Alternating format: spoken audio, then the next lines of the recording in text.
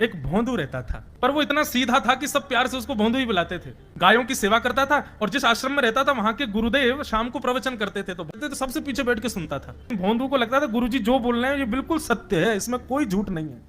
एक दिन गुरुजी प्रवचन करते हुए बोले, यमुना के पल्ली पार भांडीर वन में ठाकुर जी गैया चराने आए। भांडीर वन का नाम सुनते भोंदू कान खड़े हो गए। बोले भांडीर वन तो मैं जाता हूं गैया लेके, मुझे तो कभी मिले नहीं वहां पे। अरे मुंह में ही कमी होगी, मुंह में ही सामर्थ्य नहीं होगी उनको देखवे कि मैं ही नहीं देख पाए होंगे, वो तो आते होंगे वहां पे, मुझे ना दिखे होंगे। भोंदू ने पहली बार जिज्ञासा करी, गुरुदेव ठाकुर जी दिखते कैसे हैं?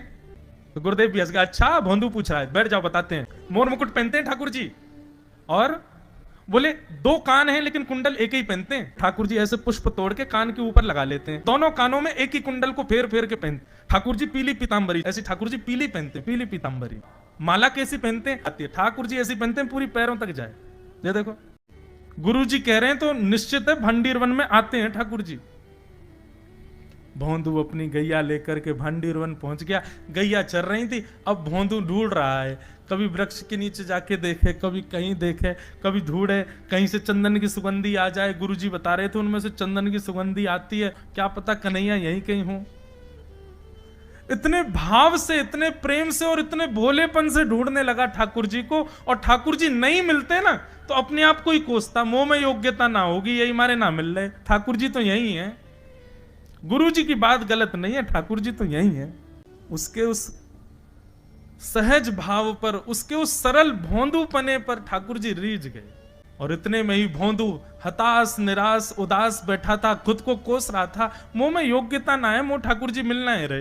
इतने में ही देखा सामने से असंख्य गायों का झुंड आ रहा है, और भोंदू ने जैसे उन गायों को देखा, ऐसी गाय कभी देखी नहीं, अलग गाय, सींग चमक रहे हैं, सींगों के ऊपर के भाग में सोने चांदी मढ़े हुए हैं, ऐसी ऐसी सुंदर सुंदर तंदुरुस्त गैया।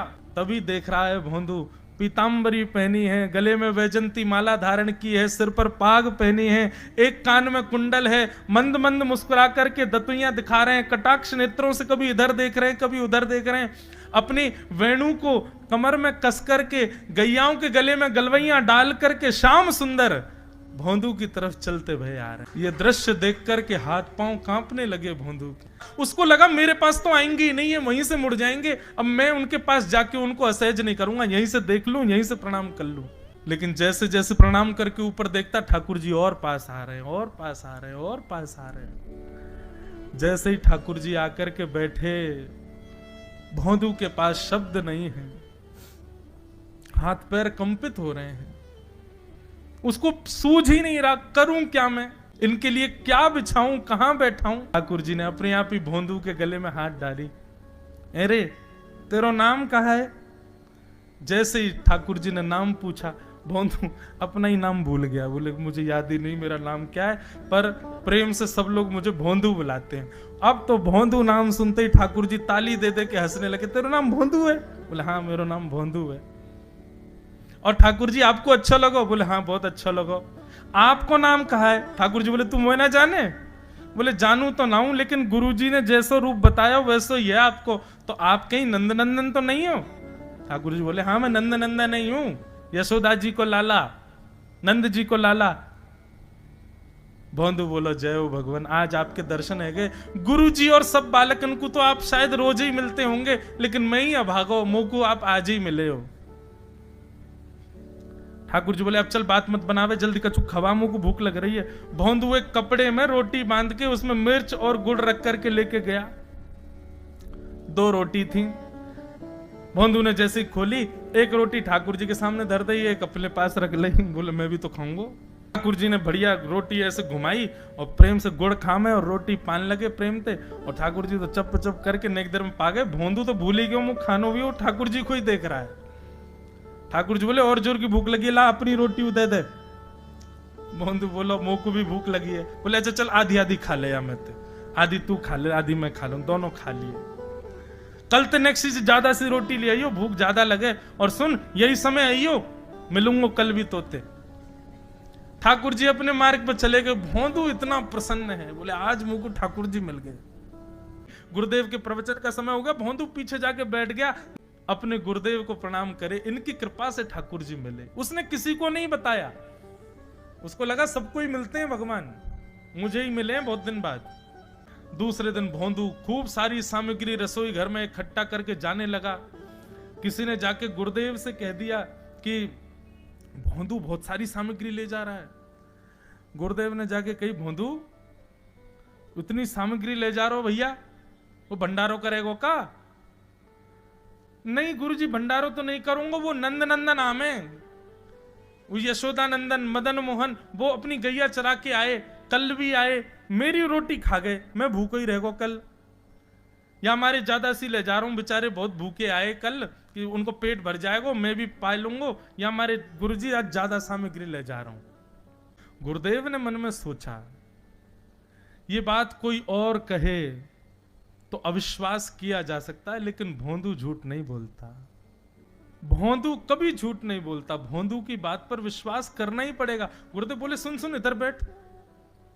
ठाकुर जी आए थे? बोले हाँ। अच्छा, उनका रूप कैसा था? जैसा रूप आपने बताया था ना गुरुजी, बिल्कुल वैसा, ऐसे कटाक्ष नेत्र, मोती जैसे दांत, ठाकुर जी की मुस्कान ऐसी, पाग ऐसी, कान ऐसे। गुरुदेव के तो नेत्र बंद हो गए, वे सब अनुभव करने लगे।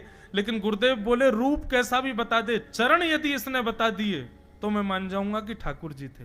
अच्छा, तूने चरण देखे? बोले हाँ गुरुजी, मैंने चरण देखे। चरण कैसे थे?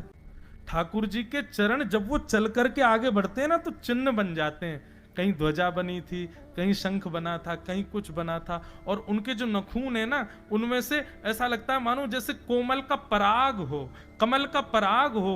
और चरणों का रंग कैसा, जैसे मानो जैसे गुरुदेव कमल होता है ना, कमल की आकृति, ऐसे ठाकुर जी के चरण।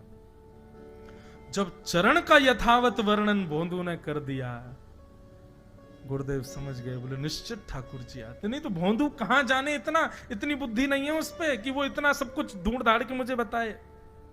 भोंदू एक काम करेगा? बोले हाँ। ठाकुर जी आएंगे तो तेरे सखा बन गए? बोले हाँ। तो उनको लेकर के आश्रम आ जा, यहां पे आ जा। भोंदू बोला कि इतने योग्य बालक हैं, लेकिन ठाकुर जी ने किसी से नहीं कही, मुझसे कही है। अगर मैंने ये काम नहीं किया तो मेरा जीवन व्यर्थ है। भोंदू को लगा ठाकुर जी सबसे ही मिलते हैं, गुरुजी किसी से भी कह के बुलवा लेते, मुझको काम दिया। भोंदू ने तो उसको अपने हृदय में ले लिया, अब ये काम मुझे करना है। बोले गुरुजी मैं वचन दे के जा रहा हूं, ठाकुर जी को मैं लेके आऊंगा। जा बेटा। भोंदू वन में चला गया। अब तो उसको मिलने की भी एक्साइटमेंट नहीं है, और कोई उसके मन में भाव ही नहीं है, उसको ये है बस ठाकुर जी को मैं ले जाऊं। जाकर के बैठा, ठाकुर जी अपनी गैया चराते भये, बढ़िया सुंदर एक डंडा पर हाथ टांगे भये ठाकुर जी आए। रूप देख करके फिर से भावुक हो गया भोंदू। ठाकुर जी आकर के बैठ गए, बोले चल जल्दी निकाल रोटी, भूख लगी है मुंह को। भोंदू सजाता जा रहा है थाली, ठाकुर जी को देता जा रहा है। बोले जय जय, एक प्रार्थना करूं? बोले करो। आप मेरे संग मेरे सखाओ ना आप? बोले हाँ तेरो सखाऊं, तो मेरी बात मानोगे? बोले कहा, आप मेरे संग आश्रम चलो गुरु जी के पास। ठाकुर जी रोटी पाते जा रहे, ठाकुर जी ने अनसुनी कर दी बात। बोले जय जय कछु कहो ना, आप चलोगे ना? ठाकुर जी बोले हम तेरे सखा हैं, तेरे गुरु जी के सखा नहीं है। तू मोते मिल, तू मेरे संग खा, तू मेरे संग रहे, तू कछु कर, तो कुछ सब अधिकार है, लेकिन ये हम गुरु जी ते मिल बातें मिल, ये सब हम नहीं करेंगे। हम बस तेरे सखाएं, तो ये जाने और कोई ये ना जाने। ए जय जय ऐसे मत कहो ना, वे नहीं बताते तो मैं तो आपको देख ही नहीं पाता, मैं तो आपको जानता ही ना हूं। उनने ही तो मुझको बताई कि आप भांडीर बनाते हो, आपका रूप ऐसा है, उनने कृपा करके मुझको आपसे मिलवाए हो, वही हमारी मित्रता के मूल आधार है, उनसे तो मिलवे चलो ना। ठाकुर जी बोले देख ज्यादा जिद मत करे, हमने तो उसे एक बार कह दी हम नहीं जाएंगे नहीं जाएंगे नहीं जाएंगे। ठाकुर जी रोटी पा रहे थे तो भोंदू ने हाथ से रोटी और छनाई, बोले ये भी दो, ये भी गुरु जी की है, लाओ ये मिर्च गुड़ सब दो, ये सब गुरु जी को, ये भी मत खाओ। और सुनो, यदि हमारे गुरु जी से आपको प्रेम नहीं है तो हमको आपसे प्रेम नहीं है। कल ते अपनी गैयान को लेकर कहीं और चरावे जाओ, होंगे तुम नंद नंदन अपने गांव के, मेरे गुरुजी के पास नहीं जाओगे। और सुनो, ये मुंह में जो रोटी रखी जाओ को उगल ले आओ, ये भी गुरुजी की रसोई में बनी है, हमारे गुरुजी से नहीं मिलेंगे। ठाकुर जी बोले, अरे भोंदू ने रुक तो, नहीं नहीं नहीं, अब तो मैं सुनूंगा ही नहीं, आपने ऐसे कैसे कह दी नहीं जाएंगे, 3 बार नहीं जाएंगे, नहीं जाएंगे। और ये भांडीरवन मेरो है, मैं यहां गैया चरावे आऊं, कल से अगर तुम और तुम्हारी गैया दिख गई मुंह को, तो तुम्हारी गैया को लेके मैं चलो जाऊंगा आश्रम, फिर तुम्हारी मैया बाबा तुमको मारेंगे। ठाकुर जी बोले, अरे भोंदू इतना नाराज?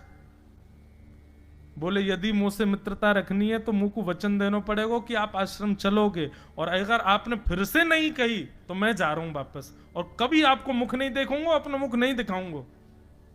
ठाकुर जी बोले, इस मुख को देखने के लिए या संग के लिए लोग पता हो तो कितनी तपस्या करें। बोले, जो तपस्या करें उनको मुबारक, तुम मुंह को ना चाहिए, मुंह ना मिलनो तुमते, मुंह कोई गरज ना पड़ रही तुमते, आज तक नहीं मिले, कल ही तो मिले हो मोते, और वो भी गुरुदेव की कृपा से मिले हो, जाओ मत मिलियो, मुझे ना चाहिए तुम।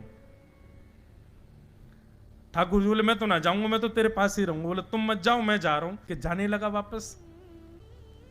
भोंदू, ठाकुर जी पुकार रहे हैं भोंदू को, मानो जैसे त्रिलोकी लेके जा रहा है वो ठाकुर जी के, जैसे मानो पूरा ऐश्वर्य ठाकुर जी का ले जा रहा हो। अरे भोंदू ने रुक तो जा। भोंदू बोला, अपना मुख भी नहीं दिखाऊंगा यदि आप नहीं चलोगे तो।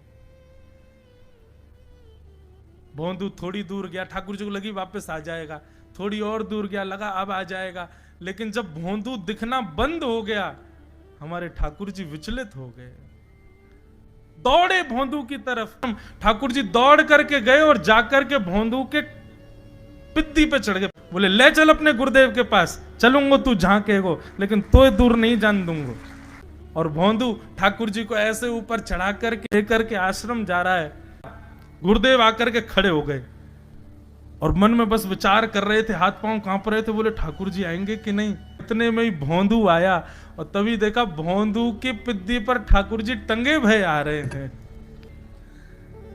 आज गुरुदेव ने जाकर के पहले भोंदू को प्रणाम किया। बोले, जय हो, धन्य है तू, इतनी तपस्या की, इतना भजन किया, घर परिवार त्याग दिया, वैराग्य त्याग सब हमारे जीवन में, तब भी ठाकुर जी नहीं मिले। लेकिन वारे भोंदू, तेरी सरलता, तेरी सहजता, तेरा ये निर्मल भाव कि ठाकुर जी तेरे अधीन होके यहां आश्रम तक चले आए।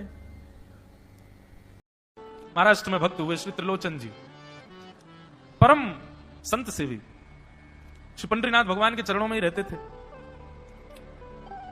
पति पत्नी दोनों निवास करते थे, उनके कोई संतान नहीं थी, इसलिए उन्होंने जीवन भर क्या नियम अपनाया कि जो भी धन आदि उनके पास था, जो भी वैभव था, उन्होंने वो पंढरपुर आने वाले वैष्णवों की सेवा में खर्च करने का उसका मन बनाया कि यहां इतने दर्शनार्थी आते हैं, सबका भोजन प्रसादी सामग्री हमारे घर में बना करेगी। तो श्री त्रिलोचन जी पंढरपुर आने वाले दर्शनार्थियों को घर बुलाकर के प्रेम से भोजन पवाते थे, और जितने भी दर्शनार्थी दर्शन करके पंढरपुर से जाते थे वो अन्य संतों को कह देते, बोले, कहां जा रहे हो? बोले, पंढरपुर जा रहे हैं। बोले, भैया पंढरपुर जा रहे हो तो त्रिलोचन जी के यहां जाना, उनके यहां भोजन प्रसादी बहुत बढ़िया संतों के अनुकूल बनाते हैं। बड़ी ख्याति हो गई महाराज जी, अब तो जितनी भीड़ पंढरपुर विठल मंदिर में, उतनी भीड़ त्रिलोचन जी के घर के बाहर संतों की, दर्शनार्थियों की, सब प्रसाद पाने के लिए जाते। त्रिलोचन जी और उनकी पत्नी बड़े प्रसन्न कि इतनी संतों की सेवा हम कर पा रहे हैं, ये हमारा सौभाग्य है। धीरे धीरे दोनों वृद्ध अवस्था को प्राप्त हो गए। दोनों वृद्ध हो गए तो अब इतनी सामग्री बना नहीं पाते, कोई सेवक नहीं था, स्वयं बनाते थे पति पत्नी मिलकर के। अब तो ऐसा हो जाता, कभी कभी दाल लग जाती, जल जाती, रोटियां सेकते तो रोटियां जल जाती। वृद्ध अवस्था, थक भी गए थे बहुत ज्यादा, तो प्रसाद पवाते तो थे, संत जन बेचारे प्रेम से स्वीकार तो करते, पर अब स्वाद नहीं होता था तो बेचारे जैसा था उसको पाते, थोड़ा बहुत पाकर के चले जाते। धीरे धीरे संतों का आगमन अब कम होने लगा। त्रिलोचन जी इस बात से बड़े परेशान हो गए। बोले, भैया संत हमारे घर से आना बंद हो गए, हम क्या करें? तो श्री त्रिलोचन जी महाराज ने बाहर एक बड़ा सा कुछ होर्डिंग जैसा लगा दिया, उस पर लिख दिया कि अंदर कोई संत सेवा आदि के लिए एक सेवक की आवश्यकता है, अगर किसी के अंदर सेवा भाव हो तो वो आकर के भीतर संपर्क करे। सेवा, ब्रजवासी सेवा, गौ सेवा, इन सब सेवाओं के प्रकल्प में यदि आप सेवक की कामना करोगे तो कहीं ना कहीं किसी ना किसी रूप में ठाकुर जी आएंगे सेवा के लिए। त्रिलोचन जी ने बाहर लिख दिया कि भाई संत सेवा के लिए सेवक की आवश्यकता है, यदि कोई सेवा भावी सेवा करना चाहता है तो भीतर आके संपर्क करे। अब यह बोर्ड पढ़ लिया हमारे श्री पंडरीनाथ भगवान ने, और श्री विठल भगवान एक छोटे से बालक का रूप धारण करके त्रिलोचन जी के यहाँ पहुंच गए। त्रिलोचन जी के यहाँ पहुंचे, त्रिलोचन जी बैठे थे, बोले साहब जी, आपने बाहर लिख रखा है संत सेवा के लिए यदि कोई इच्छुक हो तो भीतर आके संपर्क करे, मुझे सेवा करनी है। त्रिलोचन जी और उनकी पत्नी देखें, बोले कितना छोटा सा बालक है, कितना प्यारा है, ये तुम्हारे माता पिता नहीं है? बोले होंगे तो पता नहीं, मुझे तो पता नहीं, मैंने कभी देखा नहीं अपने माता पिता को, मैं अकेला ही हूं, ना मेरे कोई भाई है, ना कोई मेरे मित्र है, ना मेरे कोई बंधु है, ना मेरे माता पिता, मैं अकेला ही हूं। त्रिलोचन जी की पत्नी को तो इतनी दया सी आ गई, अरे राम राम, बेचारा अकेला बालक है। अच्छा चलो ठीक है, तुम यहां सेवा कर लेना, लेकिन कुछ नियम है उनको सुन लो। सबसे पहले तो अपना नाम बताओ, तुम्हारा नाम क्या है? विठल भगवान ही थे वो तो, छोटे से बालक के रूप में गए थे। बोले मेरा नाम है अंतर्यामी। त्रिलोचन जी बोले नाम सुनकर के तो ऐसा लगता है जैसे सच में अंतर्यामी है क्या? अच्छा बेटा अंतर्यामी, सेवा करोगे? बोले ये सेवा करना तो मेरा जन्म जन्मांतर का काम है, मैं यही तो करता हूं। संतों की सेवा करना, वैष्णवों की सेवा करना, भक्तों की रक्षा करना, ये मेरा जन्म सिद्ध अधिकार है, मैं इसी के लिए ही आता हूं। त्रिलोचन जी और उनकी पत्नी एक दूसरे का मुख देख करके बोले नेक सा बालक है, लेकिन बोलता कैसे है? ठाकुर जी तो सत्य बोल रहे थे। बोले अच्छा, सुबह एक सब्जी बनानी पड़ेगी, दाल बनानी पड़ेगी, और हमारे यहां लगभग 100-150 संत आते हैं, उनके हिसाब की रोटी बनानी पड़ेगी, और सब बेटा तुमको करना पड़ेगा, हम थोड़ा बहुत सहायता कर देंगे, हमसे ज्यादा बनता नहीं है, तुमको ही सब सिद्ध करना पड़ेगा। अंतर्यामी भगवान बोले बिल्कुल निश्चिंत रहो, हम खीर भी बनाएंगे, हम रबड़ी भी बनाएंगे, हम रायता भी बना दिया करेंगे, हम 2-4 सब्जी और बना दिया करेंगे।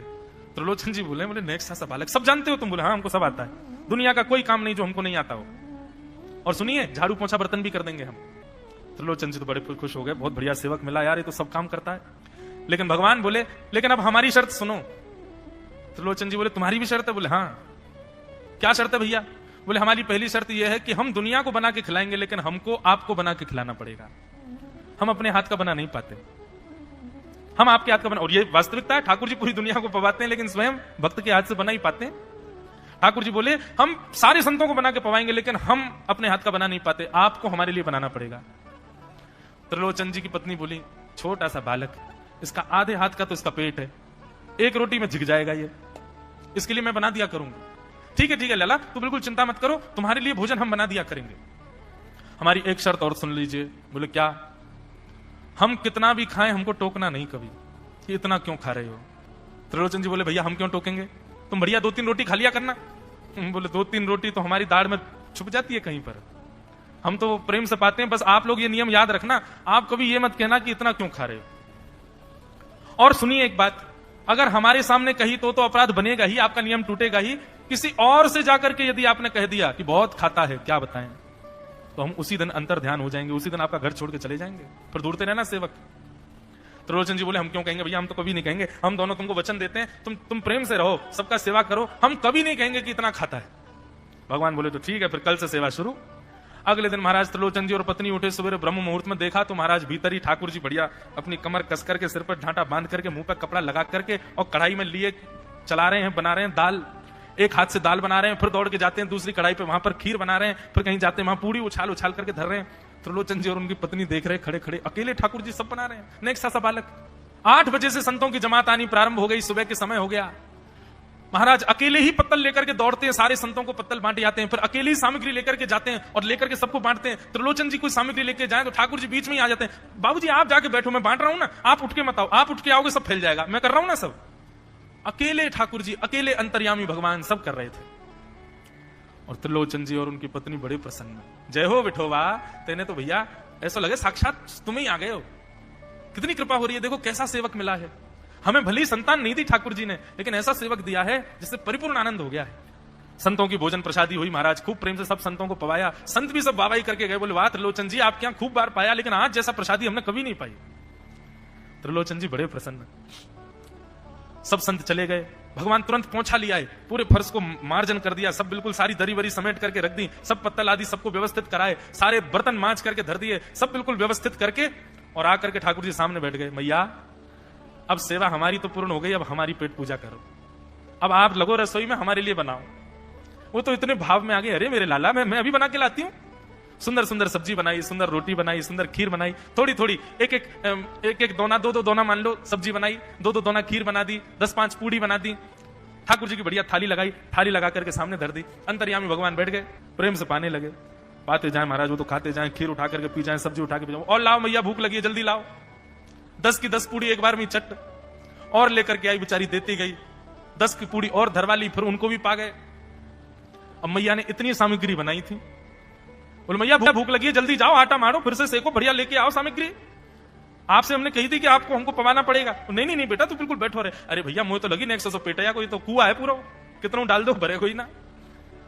महाराज आटा मारते मारते शाम हो गई, शाम तक ठाकुर जी पाते ही रहे और खूब पेट भर के पाया। महाराज एक आसन पर अखंड 4 घंटा बैठ करके भोजन किया और भोजन करने के बाद ठाकुर जी बोले ठीक है सेठ जी, अब आओ, लाओ तेल ले आओ, आपकी नक मालिश कर दूं, आपकी नक सेवा कर दूं, आप थक गए होंगे। त्रिलोचन में नहीं इसकी नहीं नहीं क्यों नहीं है, तेल लेकर के उनकी मालिश भी कर दें।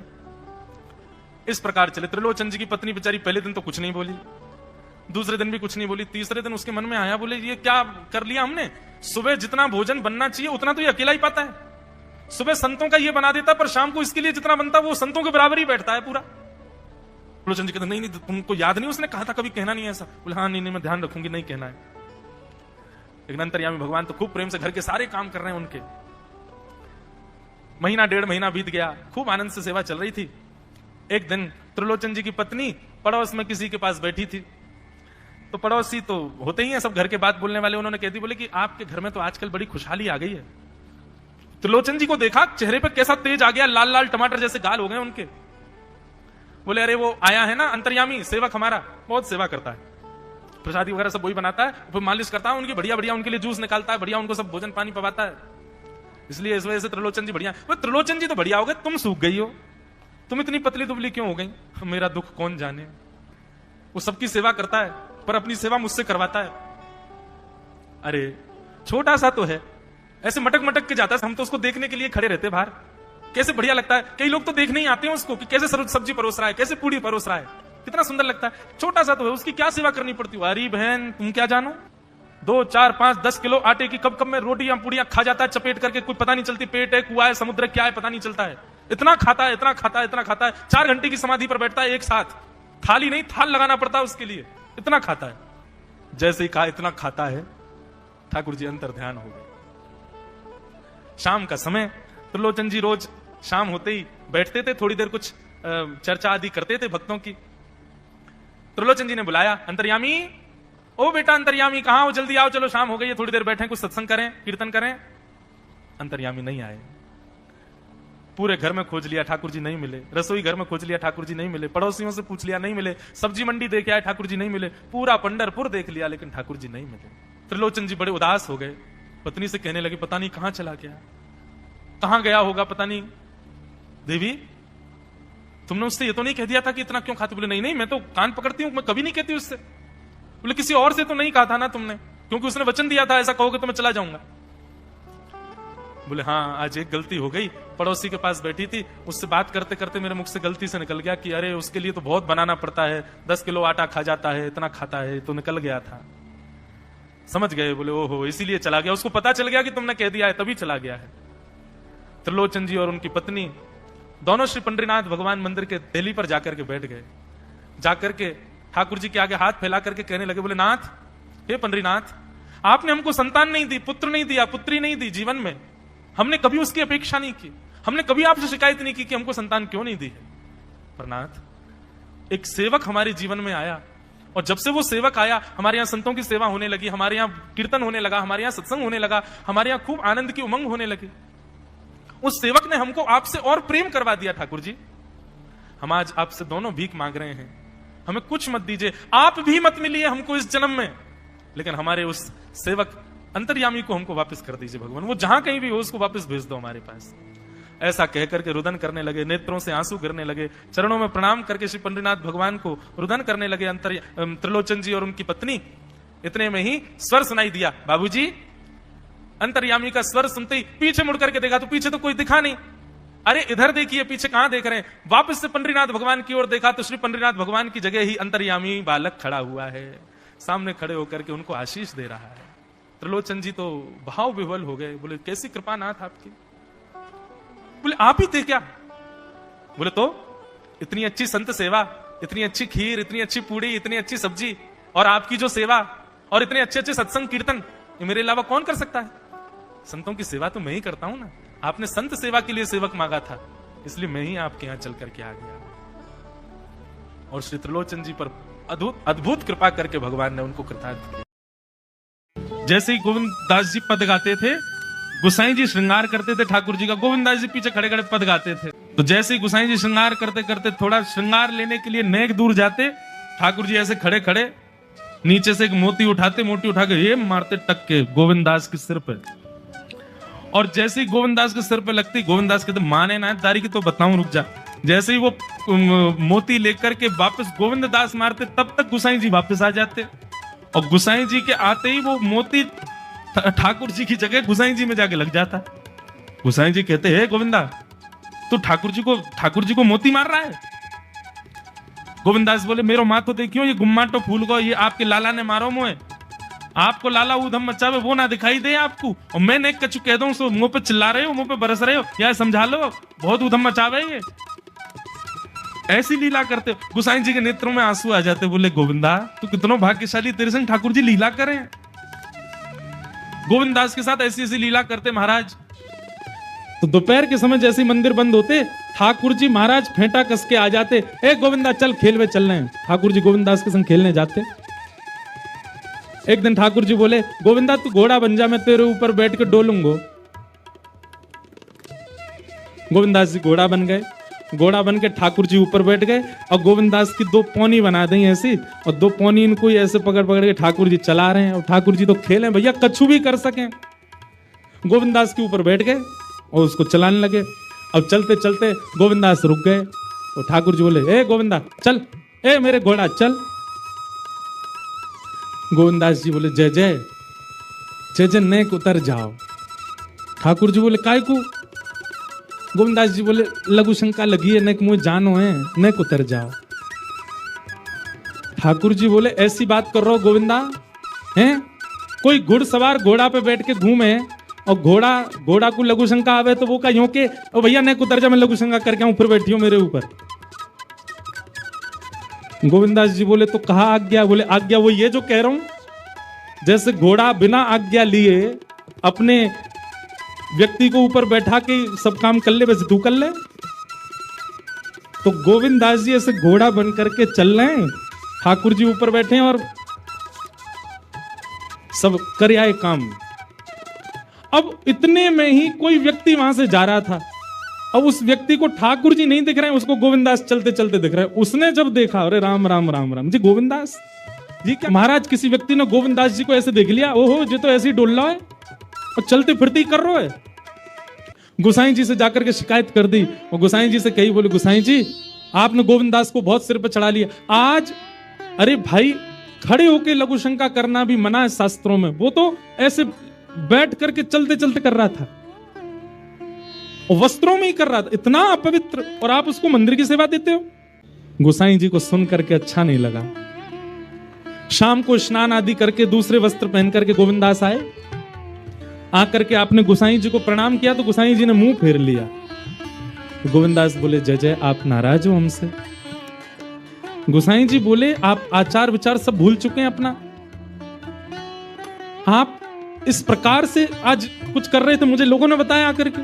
गोविंद दास जी बोले आपकी बात है जाए तो मैं बोलूं? बोला हाँ बोलो। बोले मोते मत कहो, अपने लाला को समझाओ। जय हट करके बैठे, जय जिद करे, कहा करूं, कहां तक समझाऊं जाकू मैं? आज मुझ को घोड़ा बना लियो, और घोड़ा बना के मेरे दो पौनी बना के ऐसे ऐसे चला रहे मोए। तब मैंने इनसे कही जय जय नेक उतर जाओ, मैंने एक लघु शंका कर आऊं, स्नान कर आऊं, फिर बैठ जाइयो। तो मुझे बोले घोड़ा कभी आज्ञा ले, तू तो मेरा घोड़ा है, ऐसे कर ले। इनकी आज्ञा सो मैंने कियो, मैंने अपनी इच्छा सो नहीं, क्यों नहीं, मैं क्यों करूंगा ऐसा? गोविंद दास जी की बात सुनकर के गोसाई विठल नाथ जी इतने भावुक हो गए, इतने भावुक हो गए। उस दिन गोसाई जी ने नियम बना दिया, सबको बोल दिया, बोले सुनो आज के बाद गोविंद दास कुछ भी करे इसकी शिकायत हमसे मत करना। क्यों? गोविंद दास अपनी इच्छा से कुछ नहीं करता, जय जय कराते हैं उससे, ठाकुर जी कराते हैं उससे। एक बार ठाकुर जी गोविंद दास से बोले ए गोविंद दास, बोले हाँ मेरो दाल बाटी खावे को मन हेरो है, तो दाल बाटी चूरमा। ठाकुर जी बोले ए गोविंदा, ऐसे ही बोलते थे, बोले मोए दाल बाटी खानी है। गोविंदास बोले 56 भोग बनते हैं रसोई में, अपरस में मुंह पे पट्टी बांध करके महाराज रसोईया बनाता है। अपरस में यमुना जी का जल आता है वहां से, वृंदावन से, उसके जल में सुंदर प्रसादी बनती है। इतने सुंदर शुद्ध भोजन को छोड़ के यूं कह रहे दाल बाटी खानी है। ठीक है, मैं आज बोल दूंगा रसोई घर में बनवा देता हूं। बोले ना, रसोई की ना खानी तो बोले तेरी कदम खंडी में आऊंगा। गोविंद दास जी जहां बैठ करके भजन चिंतन करते थे, मंदिर से थोड़ा दूर था, सुंदर वन था गिरिराज जी में। बोले मां आऊंगो और वहीं पे तू कंडा, वही गोबरी कंडा में बना, और कंडा में बना के तैयार कर, मैं आऊंगा वहीं खाऊंगा। गोविंद दास जी बोले यहाँ सब लोग आपको मंदिर में पूजने आते हैं, आप यहाँ पे भगवान हो, ऐसे कहीं खाने पीने आओ। बोले कोई को पता थोड़ी चलेगी, मैं आ जाऊंगा, तू चिंता मत कर, तू सुन तैयारी कर ले, आज मैं तेरे यहाँ आके प्रसाद पाऊंगा। गोविंद दास जी चुपचाप मंदिर से भाग गए, किसी को बताया नहीं। किसी को पता थोड़ी कि ठाकुर जी ऐसे बाहर भी चले जाते हैं, सबको लगे अंदर ही रहते हैं ये। गोविंद दास जी दौड़ करके गए, बढ़िया कंडा में बढ़िया उपले उपले लगा करके महाराज बाटी बनाई, दाल चढ़ा दी, सुंदर ठाकुर जी आएंगे पाने। एक पंथ दो काज, ठाकुर जी को दो लीलाएं एक साथ करनी थी। एक तो गोविंद दास के संग सुख लेना है, और एक झाड़ू लगाने वाला गिरिराज जी की तलेटी में झाड़ू लगाता था, उसको मंदिर में प्रवेश नहीं करने देते थे लोग। तो वो बेचारा बाहर खड़ा खड़ा ही दर्शनार्थियों से पूछता था कि ठाकुर जी दिख कैसे रहे, मुझे ये बता दो। दर्शनार्थी आकर के बताते थे नीली ठाकुर जी ने बाघा पहना है, गले में मोतियों की माला है, मकराकृत कुंडल है, ऐसा टिपारा ठाकुर जी के सिर पर रखा है, और ऐसा ठाकुर जी का श्रृंगार है। तो वो बाहर खड़ा खड़ा नेत्र बंद करके सुन सुन करके ही अपने चित्त में एक झांकी बना लेता था, और मन में सोचता था ऐसे दिख रहे होंगे ठाकुर जी। पर रोज प्रार्थना करता था, नाथ मुझे लगता है इस जन्म में तो आप मुझे कभी नहीं दिखोगे, भगवान इस जन्म में तो मैं आपके योग्य नहीं हूं, पर मेरे पर बस इतनी कृपा कर दो कि अगला जन्म मुझे दीजिएगा तो कुछ नहीं तो चेंटी बना देना, तो चेंटी बन करके मैं आपके 56 भोग में ही आ जाऊंगा, भीतर आके आपका दर्शन कर लूंगा, लेकिन मुझ पर अनुग्रह कर देना। ठाकुर जी उसके इस भाव से इतने रीझ गए। गोविंद दास को बोला था कि दाल बाटी खाने आएंगे, अब मंदिर बंद करके सब तो चले गए वहां से, सब लोग भोजनालय में भोजन प्रसाद पाने लगे। ठाकुर जी मंदिर से निकले अचक करके बाहर, गिरिराज पर्वत के ऊपर विराजते थे। जैसे ही बाहर निकल करके आए तो गिरिराज पर्वत के नीचे ही वही झाड़ू लगाने वाला, उन नेत्रों से आंसू बह रहे थे, ठाकुर जी का चिंतन कर रहा था। आज ठाकुर जी ऐसे दिख रहे हैं, सिर पर चांदी का मुकुट पहना है, ठाकुर जी ने आज गुलाब का इत्र लगाया है, ठाकुर जी के ऐसे ऐसे मकराकृत ठाकुर जी के कटाक्ष, वो सब चिंतन कर रहा था। ठाकुर जी नीचे उतर करके जाने लगे, इतने में ही ठाकुर जी ने लीला करी और जोर जोर से ठाकुर जी चिल्लाने लगे, अरे जल्दी ते आइयो, देखियो मेरे पाम में कांटो लग गयो, अरे जल्दी ते कोई आओ या कांटे को निकारो, मुझको तो बहुत दर्द है रो है, अरे भैया जल्दी आओ जल्दी आओ। अब ये स्वर जैसे ही सुना उस झाड़ू लगाने वाले ने, उसके नेत्र खुल गए, उसने देखा, बोले कि ये स्वर कहां से आ रहा है। उसने जैसे ही नेत्र उठा करके ऊपर देखा, तियों की माला पहनी है, मकराकृत कुंडल पहना है, चांदी का मुकुट चमक रहा है मस्तिष्क पर, ठाकुर जी के केश घुंघराले लहरा रहे हैं, और ठाकुर जी अपनो एक पाम हाथ में पकड़ करके और एक पैर पर लंगड़ी जैसे खेलते हैं, ऐसे ठाकुर जी कूद रहे हैं यहां से वहां। नीचे से झाड़ू लगाने वाले ने कहा, अरे ऐसा पुरुष तो मैंने जीवन में कभी नहीं देखा, ये कैसा पुरुष है। नीचे से ठाकुर जी को देखने लगा, अब स्वरूप उसको पता था, तो उसने कहा ये जरूर ठाकुर जी होंगे, वहीं से प्रणाम करें। ठाकुर जी बोले प्रणाम कर रहा हूं, दारी के जल्दी ऊपर आ, कांटो लगो मेरे पाम में, या को निकार। बोलने लगा, बोले मैं ऊपर नहीं आ सकता, गुसाई जी मारेंगे, सब लोग डांटेंगे मुझे। अरे नहीं गुसाई जी ऐसा कुछ ना कहें, ये सब तो बाहर के लोगों ने नियम बना दिए, मैं तो सबसे मिलूं, तू आ जा जल्दी ऊपर। ज्यों ज्यों ठाकुर जी के समीप जाए त्यों त्यों उसके नेत्र सजल होते जाएं। ठाकुर जी के बिल्कुल समीप पहुंच गया। भगवान बोले देख काई को रो भैया, जल्दी कर, मेरे पाम में कांटो लगो या को निकार।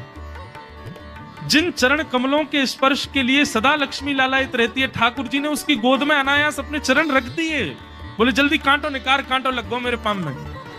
अब वो ठाकुर जी के सुंदर तलवों को अपने हाथ से ऐसे देख रहा है, ढूंढ रहा है कहां कांटा लगा है, कहीं उसको कांटा मिल गया। अब इतने कोमल चरण ठाकुर जी के, उसके नेत्रों से आंसू भी गिरते जा रहे हैं, भाव विह्वल होता जा रहा है। मेरे सौभाग्य की सराहना, ठाकुर जी के इतने समीप, कांटा निकालने के लिए बार बार अपने अंगूठे से खींचे, लेकिन कांटा नहीं निकले। ठाकुर जी बोले अरे जे हाथ पे ना निकलेगो।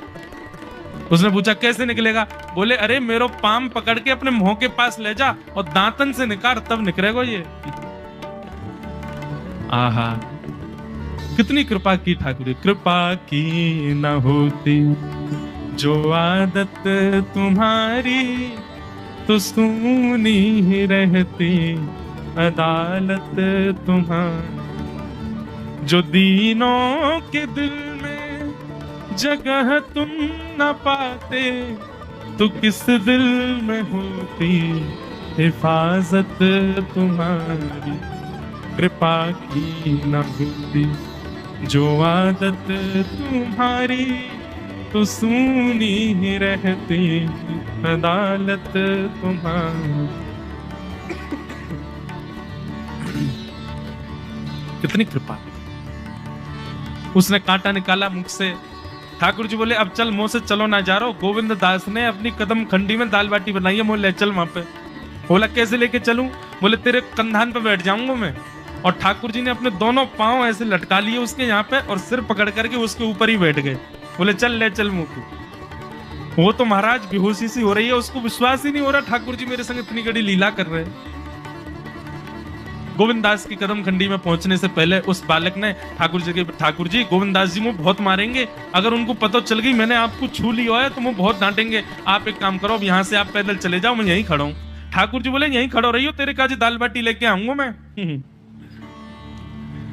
ठाकुर जी पहुंच गए गोविंद दास के पास। आहा, जो ठाकुर जी अचल दिखते हैं सबको मंदिर में, वो सचल दिखते हैं गोविंद दास को। कितनी बड़ी कृपा। गोविंद दास के यहाँ ठाकुर जी पहुंच गए और पहुंच करके ठाकुर जी बोले चल गोविंदा जल्दी खवा, मुझको तो बहुत जोर की भूख लगी है। गोविंद दास बोले हाँ हाँ विराजो। सुंदर व्यवस्था कर दी। ठाकुर जी बैठ गए और बैठ करके सामने पत्तल पर महाराज बाटी रखी, दाल रखी, चूरमा रखी, चटनी रखी, सब बढ़िया सुंदर सजा दी। अब ठाकुर जी पा रहे हैं, प्रेम से पाते जा रहे हैं और पाते पाते बीच में गए और ला और जल्दी ला भूख लग रही है मुझको। गोविंद दास बोले पहले इनको तो खाई लो। अरे ना तू जाने ना है मंदिर में मेरे भूख कैसे लगे, थाली में 2 रोटी और ये सब्जी, इनते मेरा भूख पेट थोड़ी भरा है। मेरे सामने तो सबरी सामग्री धर दो, मेरो जो मन होगा मैं उठा उठा के पाते जाऊंगा। अरे गोविंदा जल्दी जल्दी लेके आ। अब गोविंद दास जी पीछे मुड़ करके बढ़िया सुंदर बाटी वाटी सेके। इतने में ठाकुर जी क्या करें, एक बाटी तो खा जाएं और दूसरी बाटी उठा के अपनी जेब में धरते जाएं। वो संग आयो बाकी काजी लेके जानी है। अब तुम्हारा ठाकुर जी खाते जाएं भरते जाएं, खाते जाएं भरते जाएं। गोविंद दास बोलो ठाकुर जी ये तो मैं मानूं कि आपकी खुराक बहुत है, पर इतनी ज्यादा है ये मुझको विश्वास नहीं है रहा है।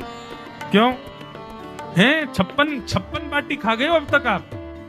अरे कोई तुकना है, कोई पेट है कि समुद्र है, कुआ है, कहा है आपको? ठाकुर जी बोले अच्छा दारी के ऐसे बोले चलो जाऊंगा मैं। अरे नहीं जय आप तो पाओ। ठाकुर जी तो जेब में भरते जा रहे थे।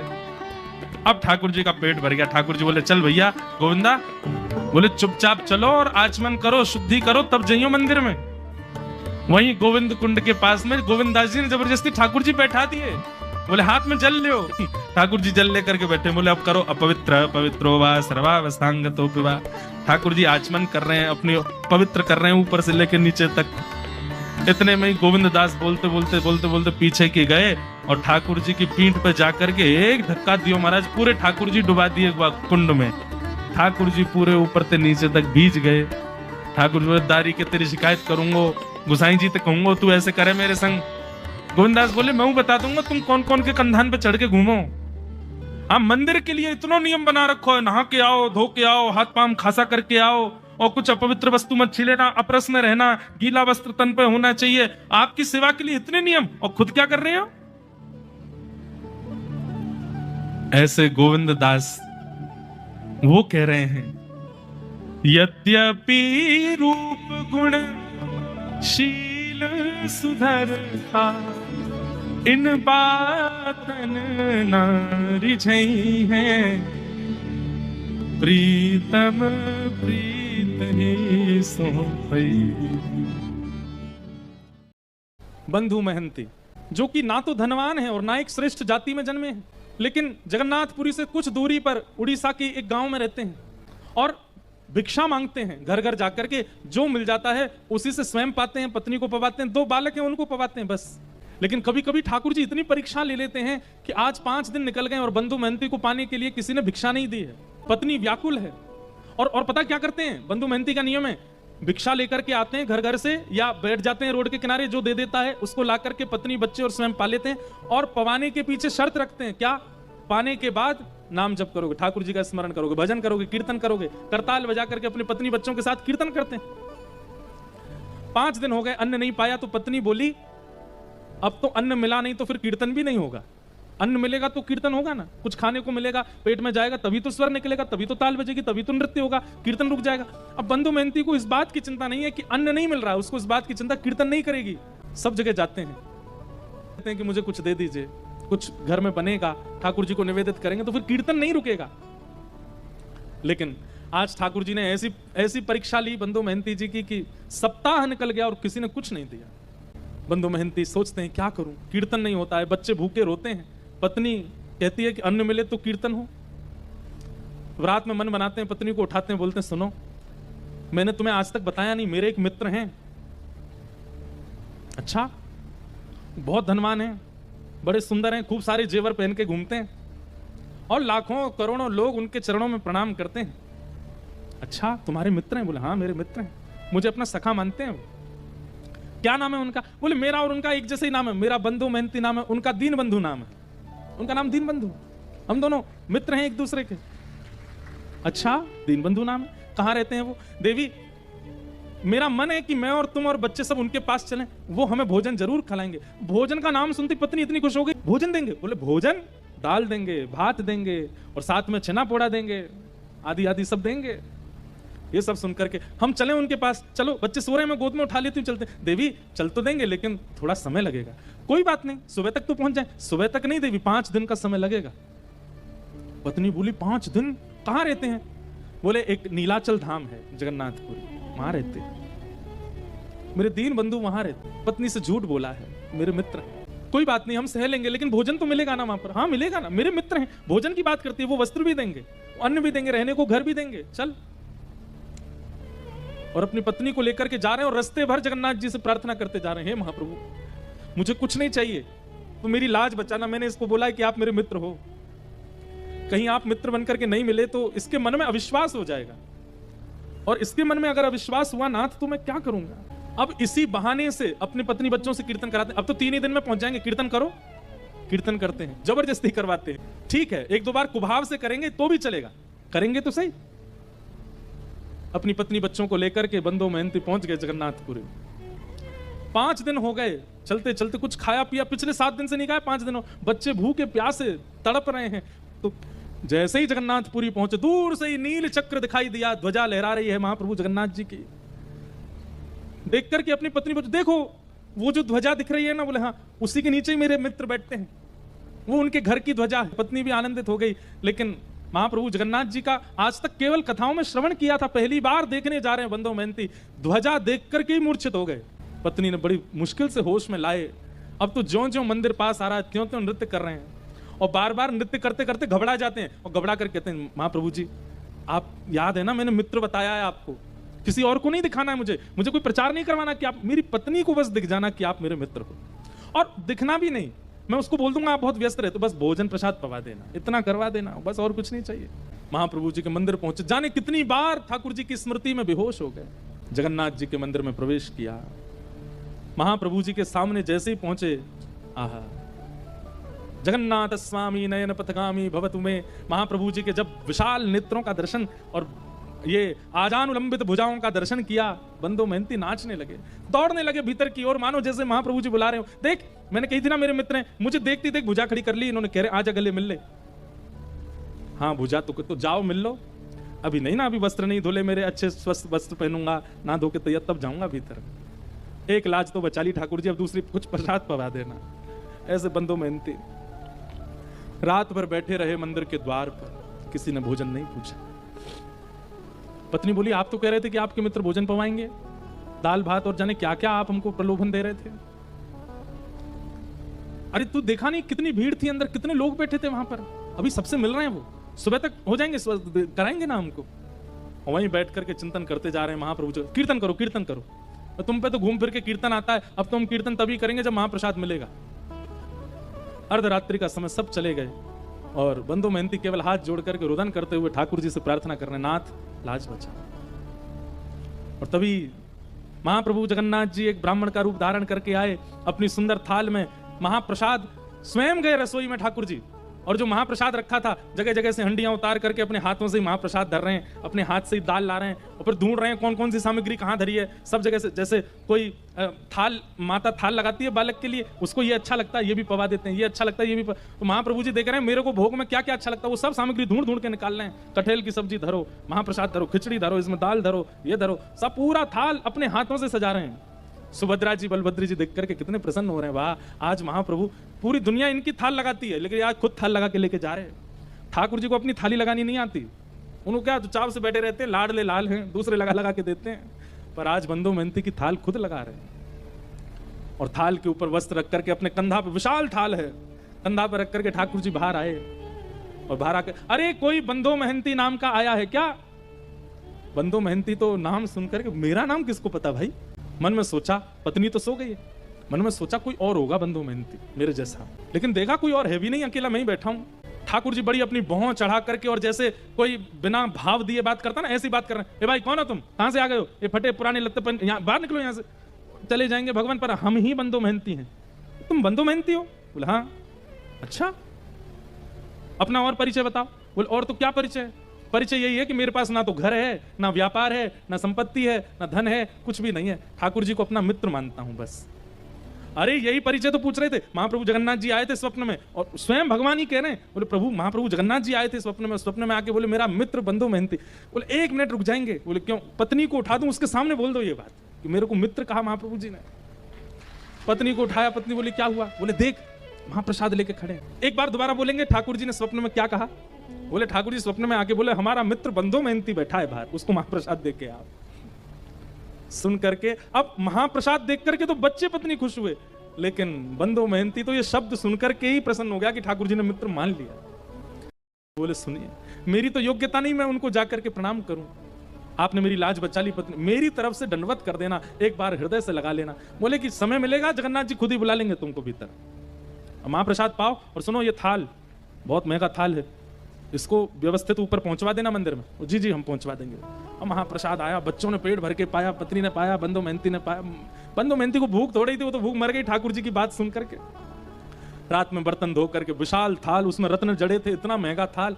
अब वो तो पूरे घूम आए मंदिर के आसपास, कोई मिला नहीं। बोले थाल किसको दूं मैं? ठाकुर जी की लीला, ना द्वार पर कोई है, ना कहीं कोई स्थान है रखने का। मन में सोच रहे मैं कहीं भी रख के चला जाऊं तो कोई ले गया तो अपने पास छुपा करके थाल को धर लिया। सुबह होगी, द्वार खुलेंगे तो भीतर दे दूंगा पुजारी जी को। प्रातः काल होते ही महाराज मंदिर में हड़कंप मच गया। ठाकुर जी का थाल चोरी हो गया, ठाकुर जी का थाल चोरी हो गया। रसोई घर से दूसरी आवाज आने लगी। बोले क्यों? हंडियां फूटी पड़ी हैं, चावल बिखरे पड़े हैं, पता नहीं कौन भीतर घुसा था, सारी सामग्रियां फैला दी हैं। ठाकुर जी हैं, व्यवस्थित थोड़ी रहते हैं, यूं यूं उठा दिए होंगे सब सामान, गिर दी होंगी हंडी। हल्ला मचा, ढूंढने लगे, इतने में बंधु मेहंती के नेत्र खुले, ये अपनी थाल लेकर के मंदिर में ही पहुंच गए। और जैसे ही इनके हाथ में थाल देखी तो शरीर की अवस्था, वस्त्रों की अवस्था से लगता ही नहीं है कि इसके पास थाल, चोर ही मालूम पड़ रहा था। बिना पूछे बिना जाने ही मारपीट शुरू कर दी। और जैसी मारपीट होनी शुरू हुई, बंधु मेहंती तो वाह जगन्नाथ, जय हो जगन्नाथ, आहा जगन्नाथ, रात में तो छेना पोड़ा खिला रहे थे, रात में तो रसगुल्ला खिलाए, सुबह लात घुसा पड़वा रहे हो, वाह जगन्नाथ तेरी लीला बड़ी अद्भुत है। पत्नी आकर इनको मत मारिए, ये जगन्नाथ जी के मित्र। बोले अच्छा जगन्नाथ जी का मित्र, इसको बताते हैं हम। अरे रात में जगन्नाथ जी ही दे करके गए। हाँ जगन्नाथ जी पे और तो कोई काम ही नहीं, इसको देने जाएंगे, इस पर पहनने के लिए वस्त्र तो अच्छे नहीं है, महाप्रभु जगन्नाथ इसको महाप्रसाद पवाएंगे।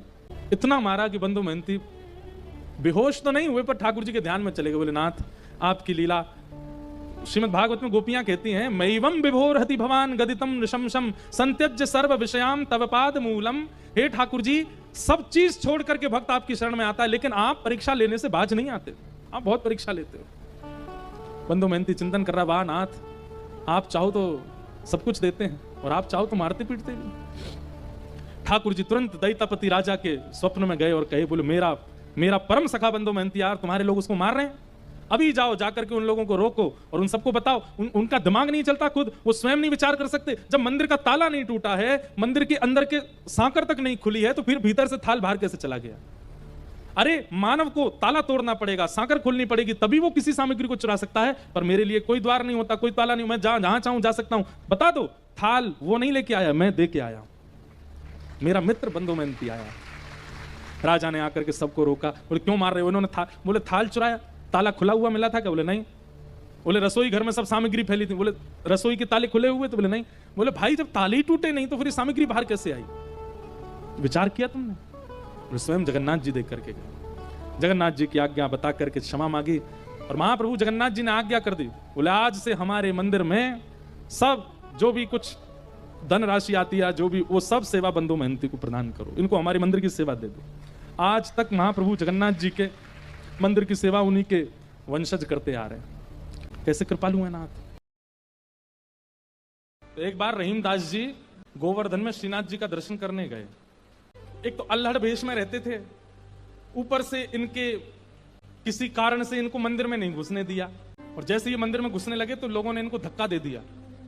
कहां घुसे चले जा रहे हो, यहां पर विजातियों का प्रवेश नहीं है और तुम्हारे जैसों का तो बिल्कुल प्रवेश नहीं है। रहीम जी को इतना क्रोध आया, ठाकुर जी को ही सुनाने लगे बाहर बैठ करके।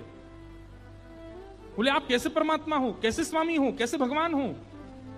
इतनी दूर से मैं चल करके आया और आप मुझे दर्शन नहीं दे रहे हो, लोगों के द्वारा मुझे बाहर करवा रहे हो। इतने क्रोध में आ गए श्री रहीम जी।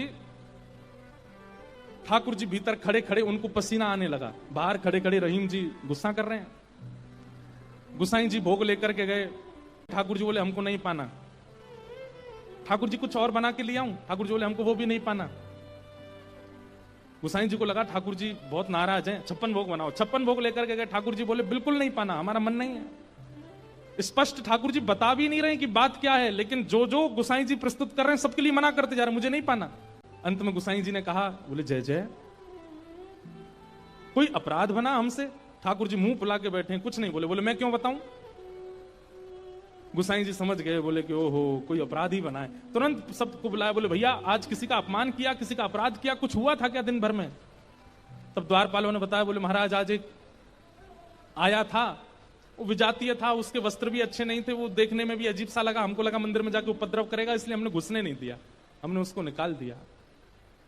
गुसाई जी समझ गए, बोले ओहो उसी के लिए ठाकुर जी ऐसे हो रहे हैं। वो निश्चित ही ठाकुर जी का कोई परम भक्त है और उसको ठाकुर जी, वो ठाकुर जी का दर्शन करने नहीं आया था, ठाकुर जी ने उसको देखने के लिए बुलाया था, ठाकुर जी देखना चाहते थे और तुमने उसको यहां से बाहर कर दिया। अब एक काम करो, बोले क्या? सुंदर प्रसाद बनाओ, प्रसाद बना करके सिद्ध करके, वो यहीं कहीं बैठे होंगे, ज्यादा दूर गए नहीं होंगे, उनको लेके आओ। मंदिर में प्रसाद सिद्ध हो रहा था रहीम जी को प्रसन्न करने के लिए, लेकिन ठाकुर जी इतने व्याकुल हो गए, बोले अभी तो चूल्हा जलाएंगे, कढ़ाई धरेंगे, तब कुछ बनाएंगे, तब तक रहीम जी वृंदावन पहुंच जाएंगे। इतने में ठाकुर जी ने क्या किया, ठाकुर जी के सामने जो सोने की थाल में प्रसाद रखा था, ठाकुर जी ने वो थाल उठाया बड़ा सा और अपने कंधे पर रखा, खुद ही चले गए, स्वयं ही चले गए। यहां रहीम जी गोविंद कुंड पर बैठे थे, खूब गुस्सा हो रहे थे, ठाकुर जी को भली बुरी सुना रहे थे। लेकिन जैसी देखा गिरिराज पर्वत से उतरते हुए श्याम सुंदर आ रहे हैं, और झांकी कैसी है, कटिकाचनी पहनी है, मोरपिच पहना है, जो स्वरूप ठाकुर जी का ऐसा रहता है, हाथ में वंशी लेकर के, और ठाकुर जी यहाँ कंधे पर विशाल थाल लेकर के ऐसे उसको संभालते हुए ठाकुर जी आ रहे हैं। आहा, रहीम जी के लिए रहीम दास जी ने उसी समय ठाकुर जी की छवि का वर्णन किया, बहुत सुंदर। क्या वर्णन करते हैं, कैसे लग रहे हैं श्याम सुंदर? आहा, काछे काछिन कलित मुरली कर, पीत पिछोरी साल की, बंक तिलक के सर को कीन्हो, दुति मानो विदुबाल की, ओ छवि आवन मोहन लाल की, छवि आवन मोहन लाल की, छवि आवन मोहन लाल की, छवि आवन मोहन लाल। हाँ काछे काछ निकलित मुरली कर, पित पिछोरी साल की, बंक तिलक के सर को कीन्हो, दुति मानो विदुबाल की, हो छवि आवन मोहन। अरे मोय कोई वेद ध्वनि ब्रज में सुनावे तो मेरे कान इतने रीझे ना आए, लेकिन कोई प्रेम आसक्त है करके मुंह को घोरी घोरी गारी सुनावे, सो मैं तो वहां के सामने प्रकट है जाऊं। वाह। ओ छवि आवन मोहन लाल की छवि आवन मोहन आहा। लाल। और थाल सामने रख करके ठाकुर जी वहां से अंतर ध्यान हो गए, लेकिन रहीमदास जी की स्थिति ऐसी, वो तो उसी छवि में छके हुए बैठे हैं, थाल सामने रखा है। इतने में गुसाई जी अपने असंख्य सेवकों के साथ खूब सारा प्रसाद बना करके लाए। रहीम जी के पास जैसे ही पहुंचे तो देखें यहाँ तो पहले से ही थाल रखी, और ये वो थाल है जो श्री जी बाबा की है, श्रीनाथ जी की है। नेत्र बंद हैं। गुसाई जी बोले, रहीम जी ये थाल आपके पास आई कैसे? आहा। बिसरत नाही सखी मोमन सो चितवन बैन विशाल की। बैन मतलब, बैन कहीं कहीं ये अधर का जो अंतिम छोड़ होता है इसको बैन कहते हैं। ठाकुर जी के ये कैसे बोले, इतने मधुर हैं कि जब ये ठाकुर जी मुस्काते हैं ना तो वो जो अंतिम छोड़ है वो इतना प्रिय लगता है ठाकुर जी के मुखमंडल का कि वो मेरे नेत्रों से जा नहीं रहा है। विसरत नाही सखी मोमन सो चितवन बैन विशाल की। नीकी हसन अधर सधरन छवि छवि सुमन गुलाब की।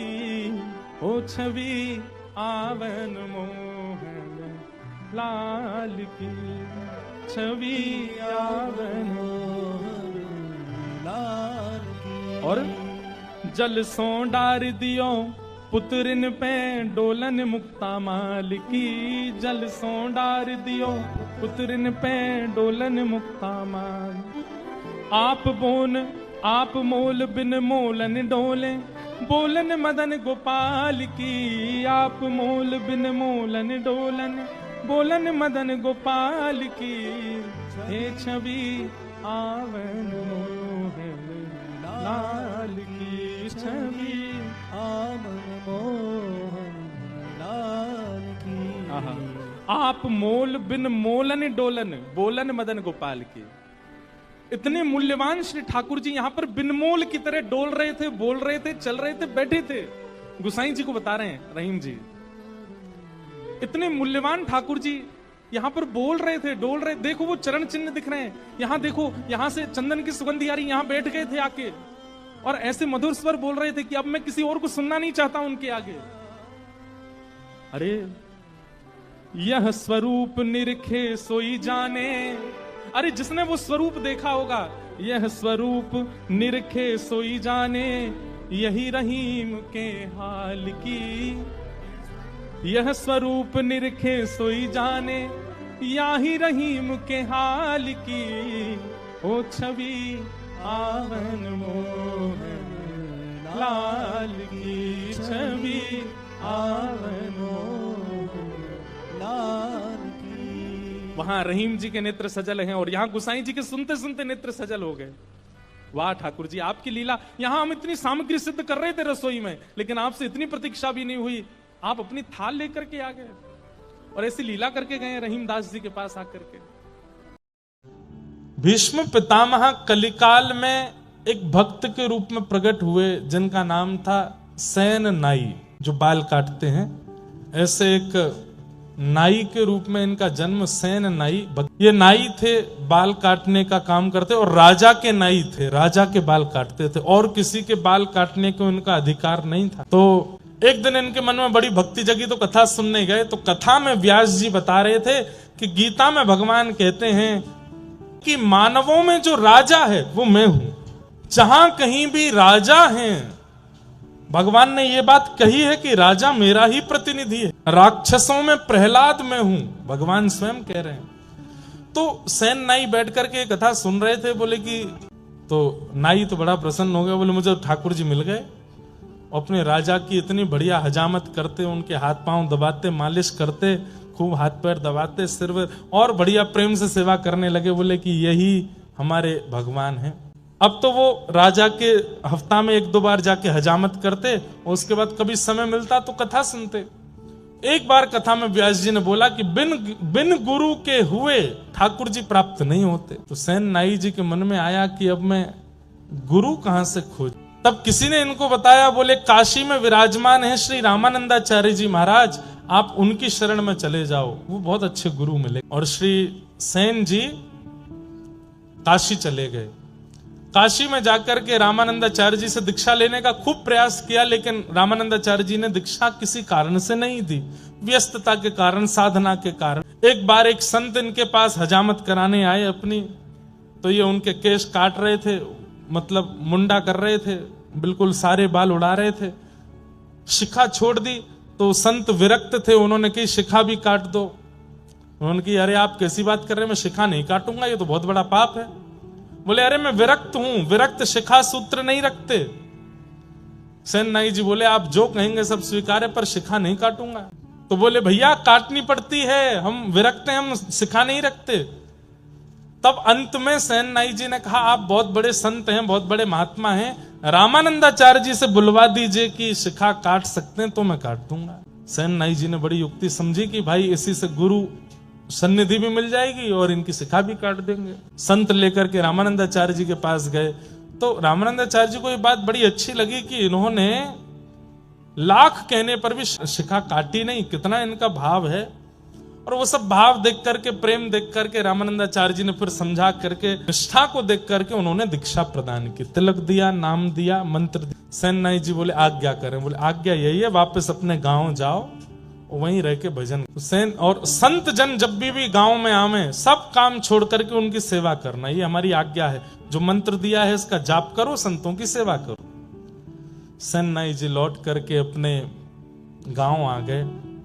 राजा ने इनको बुलवाया कि कल हमको एक दूसरे राजा से मिलने के लिए जाना है, सुबह आकर के हमारी हजामत कर दो, मालिश वालिश कर दो, उसके बाद हम स्नान करेंगे फिर जाएंगे। रात्रि में सब व्यवस्था करके सेन नाई जी सोए। सुबह उठे तो क्या देखा, कीर्तन की ध्वनि आ रही है, और तभी देखे कि अयोध्या से कुछ संतों की जमात दर्शन करने के लिए जगन्नाथपुरी जा रही है, और मार्ग में इनके गांव में होके निकल रहे हैं। तभी गुरु आज्ञा स्मरण में आई कि 100 काम छोड़ के संतों की सेवा करना। सेन नाई जी काम छोड़ा नहीं, भूल गए कि राजा के यहाँ जाना है। संतों को प्रणाम किया, वो कहा हमारे घर चलें, आप सबकी मैं सेवा करूं। संतों के चरण धो रहे हैं, उनको सुंदर वस्त्र अर्पण कर रहे हैं, पत्नी के साथ बैठ के खूब सुंदर उनको प्रसाद पवा रहे हैं। और प्रसाद पाने के बाद संतों से निवेदन किया आप कुछ सत्संग कीर्तन हो जाए।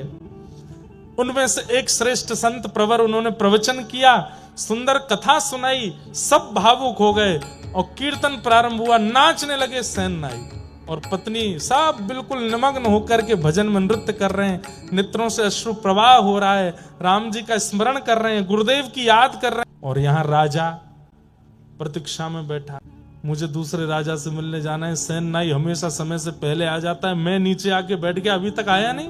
राजा ने तुरंत कहा मेरी तलवार कहाँ है, लेकर के आओ उसको, और इस सेन को तो मैं जाकर के देखूंगा। तलवार लेकर के आए, घिसने लगे उसको, घोड़ा बुलाओ मेरा, कहाँ है सेन नाई का घर, उसके घर चलना है।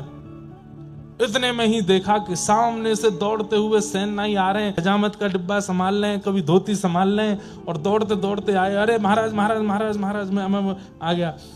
कहाँ रह गए इतनी देर? बोले महाराज क्षमा करते हैं, बहुत बहुत विलंब हो गया। बोले नहीं नहीं नहीं, दंड तो तुमको मिलेगा। भगवान भगवान क्षमा कीजिए, आप बैठिए ना, मैं जल्दी कर देता हूँ, आपको विलंब हो रहा है। राजा बैठ गए, खूब सुंदर हजामत करी, खूब दाढ़ी वाड़ी सब करके, केश वेश। राजा क्रोध में तो था ही। बोले महाराज थोड़ी आपके हाथ पांव दबा दूं? बोले तू दबा तो दे, लेकिन दंड तो मैं तुझे दूंगा। हाथ दबाने लगे। आप इतना क्रोध करते हैं, अच्छे नहीं लगते हैं, आप थोड़ा प्रसन्न रहा कीजिए ना। हाथ पैर दबाते दबाते बोले आप थोड़े श्रमित हो तो मैं आपकी थोड़ी उंगलियां चटका दूं? बोले चटका तो दे, लेकिन दंड तो तुझे दूंगा। उंगलियां चटका दी, हाथ पैर। बोले आप कहो तो महाराज आपकी नेक थोड़ी कमर चटका दूं? बोले उससे कुछ दिक्कत तो नहीं है? वो कुछ नहीं हो, तो इतने दिन से आ रहा है सेवा करने, लेकिन आज तेरी सेवा बड़ी अद्भुत लग रही है, लेकिन मैं दंड तो तुझे दूंगा। अरे विराजिए ना आप, थोड़ी आपकी कंधे की मालिश कर दूं। ऐसे ठाकुर जी यहाँ पर सुंदर कंधा दबाने लगे। थोड़ा गर्दन अपनी टेढ़ी कर लीजिए, टेढ़ी करके गर्दन थोड़ा इधर कुछ करने लगे, तो वहां एक तेल का पात्र रखा था, और तेल में प्रतिबिंब दिखाई देता है। जैसे ही तेल की ओर राजा देखने लगे, वो देख नहीं रहे थे, बस मुख इधर किया तो दिख रहा था। जैसे ही देखने, तो प्रतिबिंब में क्या दिखा? मोर मुकुट, कटाक्ष नेत्र, ऐसी मधुर मधुर मुस्कान। पीछे मुड़ करके देखें तो सेन नाई, और प्रतिबिंब में देखें तो ठाकुर जी। हम है कि क्या है पता नहीं, हो क्या रहा है। नेत्र बंद करके अनुभव करे तो हाथों का स्पर्श इतनी बार राजा ने किया, लेकिन आज जैसा स्पर्श नहीं। राजा सोचने लगे कहीं ऐसा तो नहीं है सच में ये ठाकुर जी ही हो। और बस ऐसा कहकर के राजा ने जैसे ही नेत्र खोले तो सैनिक जन खड़े थे। बोले वो सैन कहाँ गया? बोले वो तो आपकी मालिश कर रहा था, आप सो गए थे गहरी नींद में, तो वो बोला कि अब सब हो गया है तो मैं चलता हूं। वो तो अपनी दक्षिणा लेकर के चला गया। राजा बोला कोई बात नहीं, अब इसको अगली बार देखूंगा, अब तो तैयार होके चलता हूं। अपने वस्त्र आदि पहन करके राजा तैयार हुए। वहां सैन को पता चला राजा ने आज बुलाया था, मैं तो कीर्तन में रह गया। नाई बन करके पहली बार गए ठाकुर जी, अपने हाथ से हजामत करके आए, बाल वाल काट के आए राजा के, और मालिश करके आए, हड्डी वड्डी चटकाए आए उसको। यहाँ सैन नाई को जैसे याद आया, संतों को प्रणाम किया, अरे भगवान भगवान आप लोग विराजो, मैं एक काम करके आता हूं। तुरंत अपना डिब्बा लेके वही पाग वाग संभालते हुए दौड़ते हुए गए। तो राजा तैयार होके बिल्कुल बाहर आ गए थे। सैन ने आकर के जैसे ही राजा को देखा, हजामत हुई है, केश वेश सब बिल्कुल बढ़िया है, बिल्कुल राजा तो बढ़िया तैयार है, केश वेशों में तेल लगा है। सैन ने आकर के कहा पूरे गांव में क्या, दूर दूर तक शहरों में भी कोई और ऐसा व्यक्ति नहीं जो मेरे अलावा राजा को स्पर्श कर सके। ये मेरी अनुपस्थिति में कौन करके गया? सैन को आता देख राजा बोले और भाई सैन कुछ भूल गए थे क्या? भूल गए हो, लेने आए हो? सैन बोले भूला तो कुछ नहीं भूले तो फिर क्यों आए हो? आपने कल बुलवाया था मुझे। अरे तो कितनी बार आओगे? सुबह आके तुम सब करके तो गए, अब क्यों आए हो दोबारा? सैन बोला मैं नहीं आया था, मेरे घर तो संत जन आए हुए थे, मैं उनकी सेवा में लगा था, कीर्तन कथा चल रही थी मेरे घर में, तो मुझे देरी हो गई तो मैं दौड़ा दौड़ा आया कि आपकी हजामत करूं। सैनिक जन बोले अरे तू क्या पागल हो गया, भांग वांग खा के आया है क्या? तू तो आके गया, यहाँ पे सब करके गया है, हमने तुझे दक्षिणा भी दी थी। और बोले हर बार तो तू इतने 10 सोने की मोहर लेके जाता था, आज बड़ी तुझे कंजूसी चढ़ी थी, बार बार कहते एक और दे दो, थोड़ा सा और दे दो, कहां लेके जाओगे इतना, और दे दो। आज 20 सोने की मोहर लेकर के गया, मैं नहीं आया हूं, मुझ पे नहीं है कुछ भी। राजा बोला झूठ बोलते हो। अरे वो संतों की जमात निकल रही है, मैं उनको बुलाता हूं। संतों की जमात बुलाई गई। बोले कहां था ये? बोले तो हमारे साथ थे, सुबह से सेवा पूजा भजन में लगे थे, बस ये बात हुई। यहाँ सैन के आंसू छूटे, वहां राजा के आंसू छूटे। सैन ने कहा सत्य में मैं था? बोले बिल्कुल तुम जैसा ही था, लेकिन आज मैं तब कह रहा था कि स्पर्श इतना अद्भुत क्यों है। और तुमने सैन कभी मेरी उंगलियां नहीं चटकाई, आज तो उंगली चटका के गए, कमर चटका के गए, गर्दन वर्दन सब करके गए हो।